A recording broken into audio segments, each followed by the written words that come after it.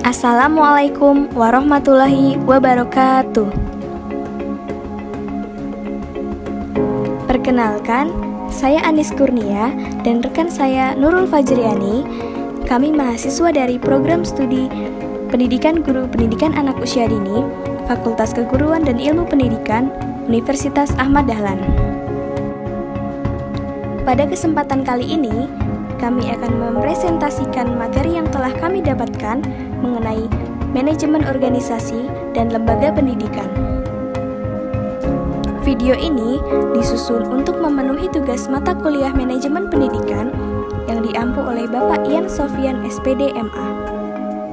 Pertama, saya akan menjelaskan mengenai pengertian manajemen organisasi. Pengertian manajemen organisasi. Manajemen adalah proses dalam membuat perencanaan, pengorganisasian, mengendalikan, dan memimpin berbagai usaha dari anggota organisasi dan menggunakan semua sumber daya organisasi untuk mencapai sasaran. Organisasi merupakan sekumpulan dua atau lebih orang yang berada di dalam satu wadah yang sama dan memiliki satu tujuan. Organisasi adalah proses dalam membuat perencanaan, pengorganisasian, mengendalikan, dan memimpin berbagai usaha dari anggota organisasi dan menggunakan semua sumber daya organisasi untuk mencapai sasaran yang sistematis, untuk memadukan bagian-bagian yang saling tergantung menjadi suatu kesatuan yang utuh, di mana kewenangan, koordinasi, dan pengawasan dilatih untuk mencapai tujuan yang telah ditentukan. Lalu yang kedua yaitu fungsi manajemen organisasi. Yang pertama, fungsi perencanaan atau planning. Fungsi perencanaan adalah suatu kegiatan membuat tujuan organisasi dan diikuti dengan membuat berbagai rencana untuk mencapai tujuan yang telah ditentukan tersebut. Yang kedua, fungsi pengorganisasian atau organizing. Fungsi pengorganisasian adalah suatu kegiatan pengaturan dalam organisasi untuk menjalankan rencana yang telah ditetapkan serta untuk menggapai tujuan organisasi, misalnya membagi tugas, tanggung jawab, serta wewenang dan sebagainya. Yang ketiga, pemberdayaan atau pergerakan atau activating. Penggerakan ini memiliki fungsi untuk memotivasi anggota organisasi untuk bekerja dengan sungguh sehingga dapat mencapai tujuan organisasi. Selain itu juga berfungsi untuk merealisasikan hasil perencanaan dan pengorganisasian. Yang keempat, pengawasan atau controlling.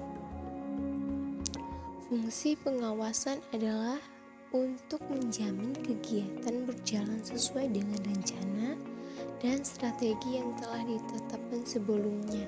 Yang kelima, evaluasi atau evaluation. Fungsi evaluasi yaitu untuk menilai sejauh mana organisasi telah berjalan sesuai rencana dan prosedur yang telah ditentukan, sehingga dapat mengetahui kesalahan atau kekurangan dan dapat menentukan tindakan yang akan diambil untuk kemajuan organisasi. Dan yang ketiga adalah proses manajemen dalam organisasi. Pertama, membagi pekerjaan yang akan dilakukan,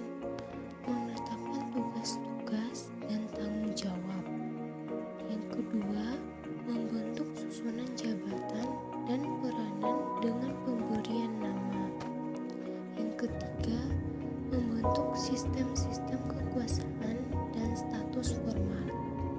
Yang keempat, membentuk suatu struktur organisasi untuk melakukan komunikasi-komunikasi internal. Selanjutnya, saya akan menjelaskan mengenai organisasi lembaga pendidikan. Lembaga pendidikan dapat diartikan sebagai sebuah organisasi yang dibentuk untuk mencapai tujuan tertentu. Tujuannya yaitu mentransfer ilmu pengetahuan serta budaya terhadap individu guna untuk mengubah tingkah laku seseorang menjadi lebih dewasa serta memperoleh kehidupan yang lebih baik di masa yang akan datang. Aspek dalam lembaga pendidikan. Dalam lembaga pendidikan terdapat 3 aspek. Yang pertama, jalur pendidikan. Yang kedua, jenjang pendidikan. Dan yang ketiga, jenis pendidikan. Jalur pendidikan yang pertama yaitu jalur pendidikan formal. Pendidikan formal ini merupakan pendidikan yang diselenggarakan di sekolah atau sekolah-sekolah pada umumnya. Jalur pendidikan ini mempunyai jenjang pendidikan yang jelas, mulai dari pendidikan dasar, pendidikan menengah, sampai pendidikan tinggi. Pendidikan formal ini dapat diwujudkan dalam bentuk satuan pendidikan yang diselenggarakan oleh pemerintah pusat, pemerintah daerah, dan juga masyarakat. Jalur pendidikan yang kedua yaitu jalur pendidikan nonformal. Pendidikan nonformal adalah jalur pendidikan di luar pendidikan formal yang dapat dilaksanakan secara terstruktur dan berjenjang. Pendidikan nonformal berfungsi untuk mengembangkan potensi peserta didik dengan penekanan pada penguasaan pengetahuan dan keterampilan fungsional serta pengembangan sikap. Pendidikan nonformal meliputi pendidikan kecakapan hidup, pendidikan kepemudaan, pendidikan keterampilan dan pelatihan kerja, kursus, serta pendidikan kesetaraan yang meliputi paket A, paket B, dan paket C.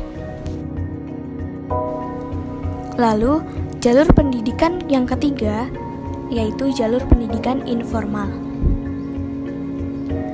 Pendidikan informal adalah jalur pendidikan keluarga dan lingkungan yang berbentuk kegiatan belajar secara mandiri.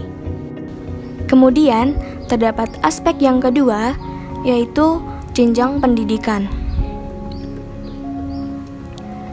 Menurut Permendikbud Nomor 3 Tahun 2013 yang merujuk pada Undang-Undang Nomor 20 Tahun 2003 tentang Sisdiknas, pengertian jenjang pendidikan adalah tahapan pendidikan berdasarkan tingkat perkembangan peserta didik, tujuan yang dicapai, dan kemampuan yang dikembangkan. Pendidikan di Indonesia dibagi menjadi 3 jenjang. Yang pertama yaitu pendidikan dasar. Pendidikan dasar merupakan jenjang pendidikan awal selama 12 tahun masa sekolah anak-anak yang melandasi jenjang pendidikan. Jenjang pendidikan dasar ini yaitu SD, SMP, paket A, dan paket B. Jenjang yang kedua yaitu pendidikan menengah. Pendidikan menengah merupakan jenjang pendidikan lanjutan dari pendidikan dasar yang terdiri dari pendidikan menengah umum dan pendidikan menengah kejuruan, yaitu SMU, SMA, dan SMK. Jenjang pendidikan yang ketiga yaitu pendidikan tinggi. Pendidikan tinggi ini merupakan jenjang pendidikan setelah pendidikan menengah yang mencakup program diploma, sarjana, magister, doktor, dan spesialis yang diselenggarakan oleh perguruan tinggi. Contohnya yaitu universitas, akademi, politeknik, dan institusi. Aspek yang ketiga yaitu jenis pendidikan. Jenis pendidikan terbagi menjadi 7. Yang pertama yaitu pendidikan umum. Pendidikan umum merupakan pendidikan dasar dan menengah yang mengutamakan perluasan pengetahuan yang diperlukan oleh peserta didik. Bentuknya yaitu SD, SMP, dan SMA. Jenis pendidikan yang kedua yaitu pendidikan kejuruan. Pendidikan kejuruan ini merupakan pendidikan menengah yang mempersiapkan peserta didik untuk bekerja dalam bidang tertentu. Bentuknya yaitu SMK. Yang ketiga yaitu pendidikan akademik. Pendidikan akademik merupakan pendidikan tinggi program sarjana dan pasca sarjana yang diarahkan terutama pada penguasaan disiplin ilmu pengetahuan tertentu. Yang keempat yaitu pendidikan profesi. Pendidikan profesi adalah pendidikan tinggi setelah program sarjana yang mempersiapkan peserta didik untuk memasuki suatu profesi atau menjadi seorang profesional. Lalu yang kelima ada pendidikan vokasi. Pendidikan vokasi adalah pendidikan tinggi yang mempersiapkan peserta didik untuk memiliki pekerjaan dengan keahlian terapan tertentu.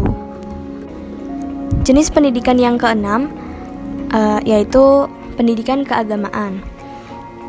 Pendidikan keagamaan ini adalah pendidikan yang mempersiapkan peserta didik untuk dapat menjalankan peranan yang menuntut penguasaan pengetahuan dan pengalaman terhadap ajaran agama.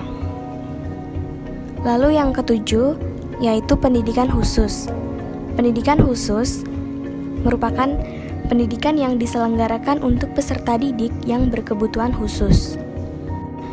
Berdasarkan Undang-Undang Nomor 20 Tahun 2003 tentang Sisdiknas, pelaksanaan lembaga pendidikan terbagi menjadi 3 tingkatan, yaitu yang pertama, tingkat nasional atau Departemen Pendidikan Nasional, yang kedua, tingkat daerah atau Dinas Pendidikan dan Kebudayaan tingkat provinsi atau tingkat kabupaten dan kota. Lalu yang ketiga, yaitu tingkat unit pendidikan atau sekolah. Kaitan antara manajemen organisasi dengan PAUD. Menurut kami, kaitannya yaitu untuk dapat menyelenggarakan pembelajaran PAUD dengan baik, tentunya perlu kerjasama antara penyelenggara sekolah. Penyelenggara pendidikan di PAUD terdiri dari beberapa orang yang mempunyai tujuan yang sama.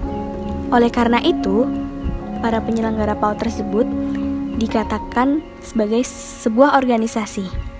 Dalam organisasi, tentunya diperlukan manajemen. Manajemen tersebut diperlukan supaya kegiatan pembelajaran di PAUD dapat terencana, terorganisasi, dapat terlaksana dengan baik, dapat terawasi, dan kemudian dapat mengevaluasi kegiatan-kegiatan tersebut sehingga tujuan yang ingin dicapai dapat terlaksana dengan baik. Sekian presentasi dari kami, kurang lebihnya mohon maaf. Wassalamualaikum